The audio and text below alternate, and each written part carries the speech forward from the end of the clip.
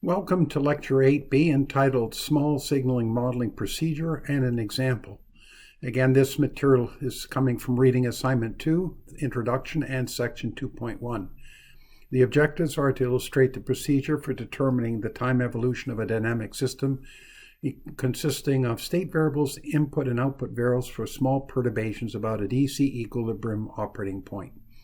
And the concepts and definitions as before, what we mean by DC equilibrium operating points, and the small signal model. You might also find it useful at this point to look at tutorial video 4, which has been assigned for this week. As usual, the second slide just is a summary of the contents to follow. You'll notice here that on item 7, this is an optional or for reading and viewing, and it will not be tested. Okay, so let's take a simple circuit problem, and we're going to use this as our basis for exploring the notion of small signal analysis. So this is an example of state-space equations and output equations for a two-state variable, two-input, two-output problem. And the objective is to develop the state space equations and out equations for the circuit below. That's our starting point. We basically need a state space equation. All right, so if you look at this circuit, you'll notice, for instance, that I have inputs, U1 and U2. And as you'll see, I've already set this problem up in such a way that U1 is the sum of a DC value and a perturbation value. Same with U2, a perturbation value. Now, I should be doing this for all of these things, but there's too much clutter. So x1 would be x10 plus x1 hat. X2, which is here, state variable, would be x20 plus x2 hat. Y2 would be capital Y subscript 2 plus Y2 hat. And this Y1 would be capital Y subscript 1 plus Y1 hat. Basically, those are the things that replace these individual variables that you see here. Now, this is a circuit equation, and so you can identify two loops here, which we'll use to actually develop the state space equations. So there's one here and there's one here. And just by inspection, we can determine how many state variables there are. Just count the number of energy storage variables, and that will tell you how many state variables. So we have an inductor and we have a capacitor. And so the state variables, there'll be two. One associated with the current flowing through the inductor and one with the voltage across the capacitor. So again, this is just a summary of what these different variables are. Output variables in this case would be the inductor voltage, Y1, and the voltage across resistor R1. Again, this is just for a purpose of example to show you the process. I could have chosen output variables to be different, but it's just simple. In this case, to just use this as an example. Now, the nodal point is of interest because we'll be able to use both Kirchhoff's voltage law for this loop, and Kirchhoff's current law to express the current in this branch in terms of the current in this branch, and this branch.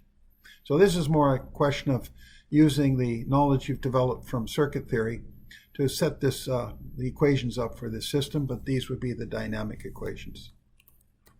All right, so here's basically the procedure for doing it. So for loop 1, we basically sum the voltages around the loop, and that's the equation that you see here.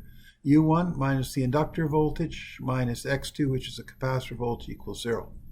The second was loop 2 is U2, that's the input voltage U2, minus R1.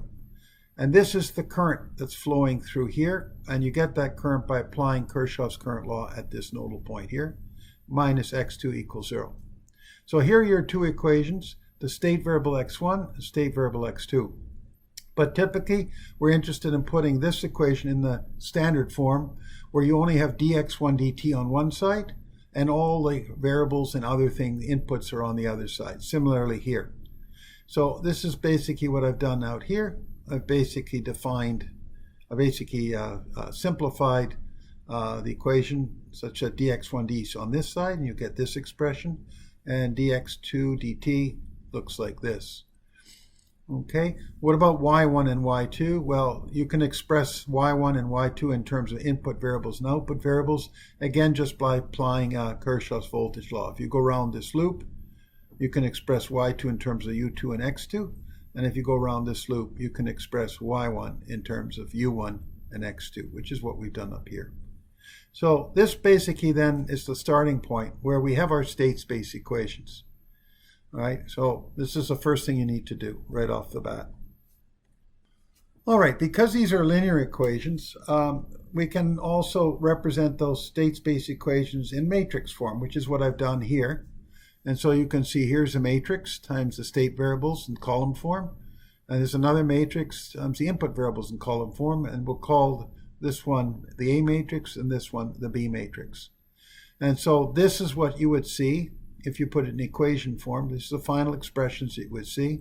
If you multiply everything out, it would look like this. So this and this are equivalent. It's just a different form of representation. In the output equations, again, what you can do is just take the group terms. You can put it in matrix form because we're dealing with linear equations. Or you can write it in the classical form in terms of functional form. And this already was written like this on the previous page. So your choice, either this way or this way, right? This way or this way. But this is only valid if both systems are linear in the state variables and the input variables. Okay, so the next step is the determination of the equilibrium values, also called operating points, sometimes called EC values. And so the equilibrium value for the input variables, that is U1t and UT, are constant DC signals, and we'll designate them as uppercase U1 and uppercase U2 respectively. The equilibrium value for the state variables, that is the values for x1 and 2, also will be considered as DC signals if you wait long enough for the system to reach steady state. We'll basically designate as uppercase x subscript 1 and x like uppercase subscript 2 for the DC values of x1 and x2 respectively. The output values, similar situation. We'll designate the equilibrium values by uppercase y subscript 1 and uppercase y subscript 2. That's for y1 and y2 respectively. All right, so the next thing would be the state variable equilibrium values, that is to find uppercase x and uppercase 1 and 2 subscript. And the way that is achieved is by essentially saying that there's no change in x1, x2, hence the derivative of x1 and x2 with respect to time should be equal to 0. And we're left solving basically two equations and two unknowns. U1 and U2 are provided, but x1 and x2 need to be determined. And typically, if these are nonlinear equations, you could have multiple solutions, one solution, or no solutions. So you would need to have some form of a solver in the general to determine what x1 and x2 uppercase would be. As far as the output variable equilibrium values, well, once you have determined what the equilibrium values for the state variables are, given that you know what the equilibrium values for the input variables are, you just need to substitute them directly into the output equations, and they will give you then the result, which is the output equations, which are uppercase y with subscripts 1 and 2. Okay, so here we basically now do the actual, put the numbers in, and so you just go to a couple of slides previous to this one. 0, 0 is equal to this, okay, and if you basically look at this, this is nothing more than the right-hand side of the state space equation, but with the equilibrium value substituted. So there's what we've got. And so these two equations, this one and this one, have to be solved, and both of them are equal to 0. The matrix form of this equation would have this form. This times this plus this equals 0, 0. That's taking this and putting it in matrix form. Now, if we're in matrix form, basically, we want x1, 0 and x2, 0. So we could take this and put it on the other side, which case you get minus this matrix. And then if we multiply left and right by the inverse of this matrix, then we end up with the expression that you see here. Okay? All right, so this inverse, if you do the calculation, is this. So now we can basically go ahead and actually compute what x1 naught, x2 naught are. All right, carrying on from the previous slide, the determination of equilibrium values for example problem. Let's take the expression on the left, which is here from the previous slide, and expand it out. So this will be in matrix form. These basically what we're solving for are the states, variable equilibrium values.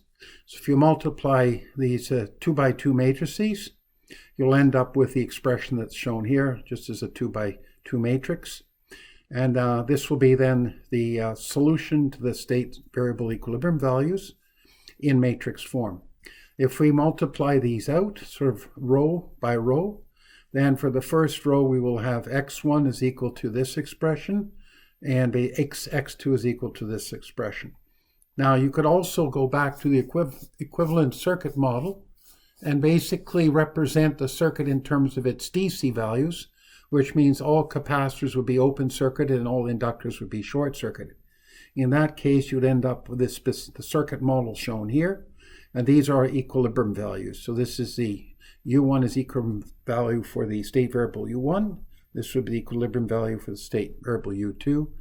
This is the output voltage equilibrium value across R1. This is basically Y1 here would be the current that's flowing. This will be the equilibrium voltage across the inductor. X1 basically equilibrium current flowing through here, and this is the equilibrium voltage across the resistor R2. So if we were to solve this circuit problem here in terms of X1, which is this current, and also X2, which is this voltage, you'd basically be looking at a Kirchhoff's voltage law problem as well as a Kirchhoff's current law problem in terms of the sum of the currents. If you write those equations out, you'd end up with the same equations that you see on the left. All right, so now we can basically define the small signals model for state variables and output variables. So this is very much a repeat of the previous lecture. These are the small signal state variables. The Jacobian matrix representing the state variables, small signal perturbations, is this expression.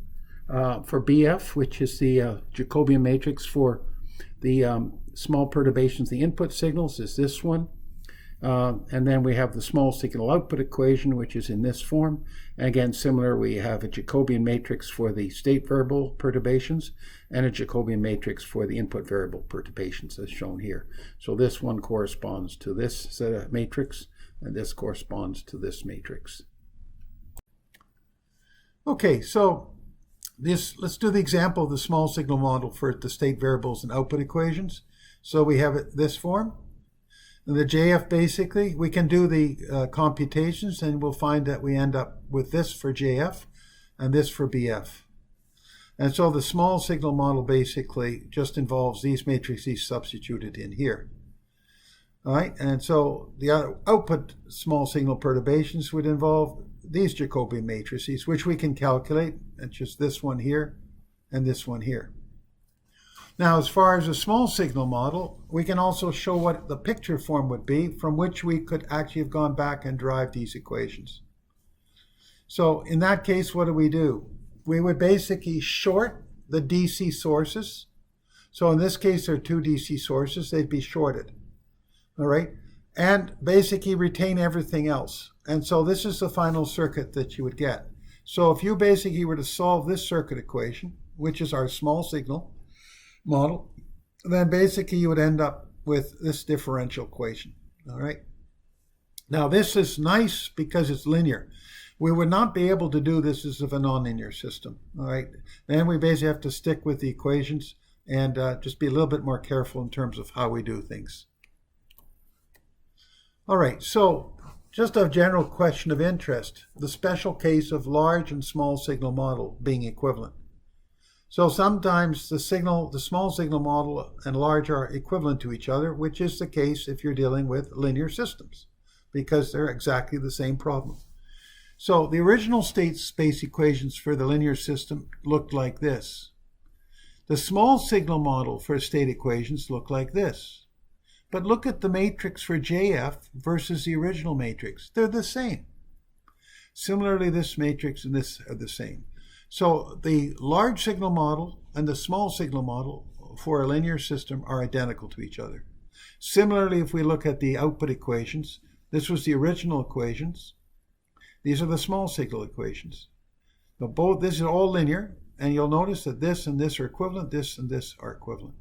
So, special case, large and small signal models for linear systems are identical. All right, so at this point, you could probably stop viewing this lecture. I'm just going to spend a little time on these remaining couple of slides dealing with how we take differential equations and basically make them non-dimensional.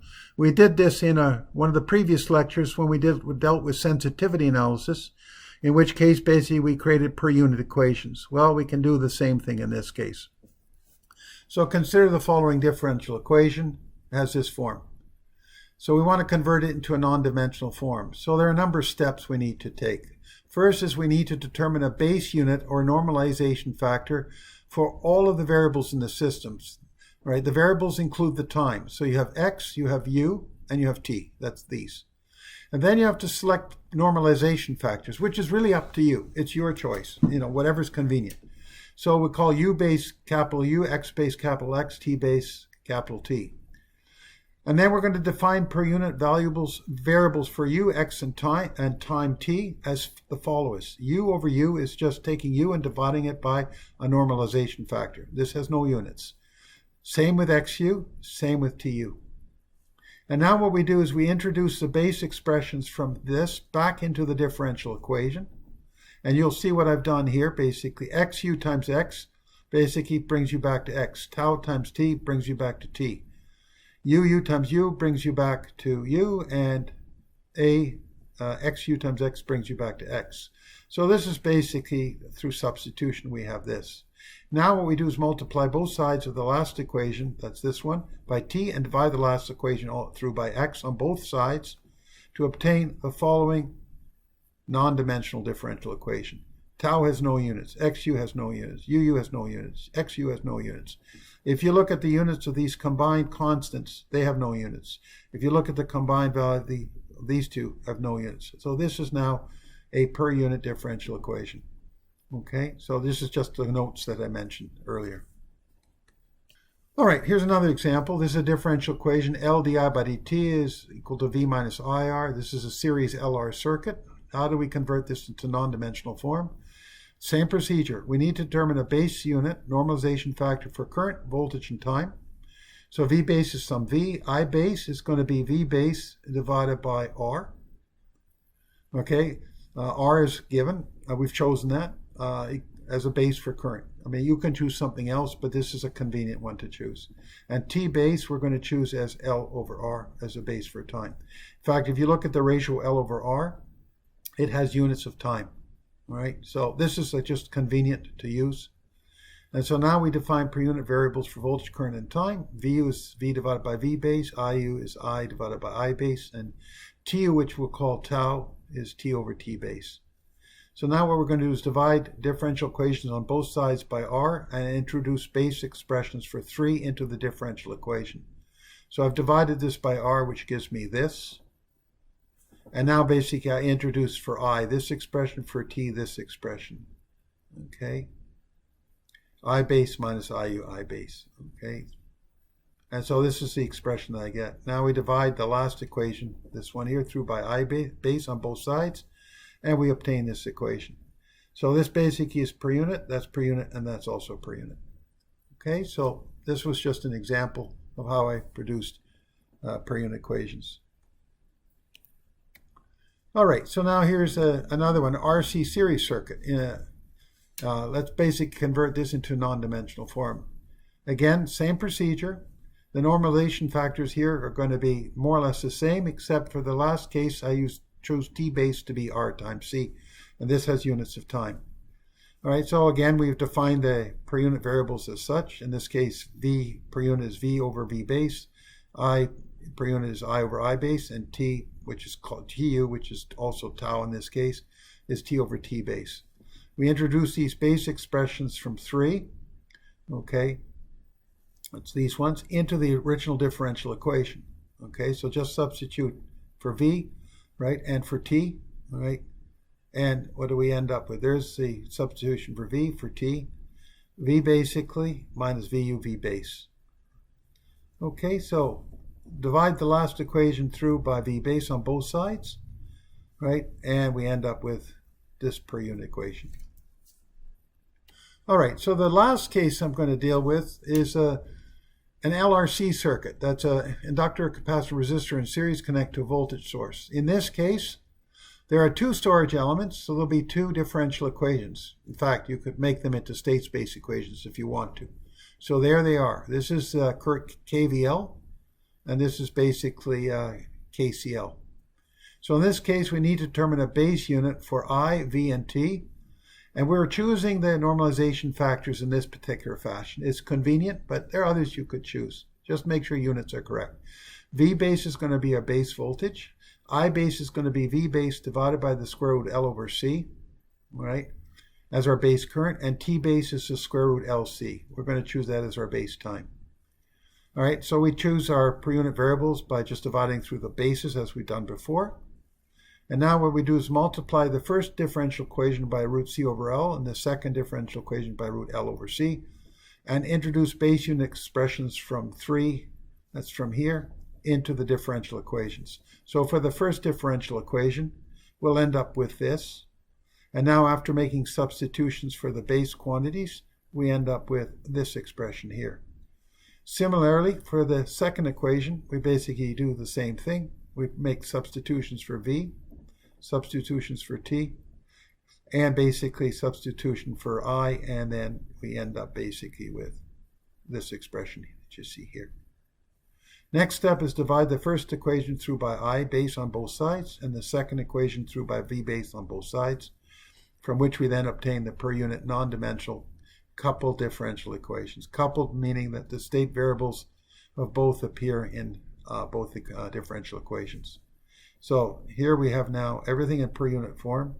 If you look at square root C over L, that's 1 over an impedance. R is an impedance, so this has no units. No units, no units, no units, no units. And here, of course, no units as well. Okay, so that concludes Lecture 8B. Thank you for listening.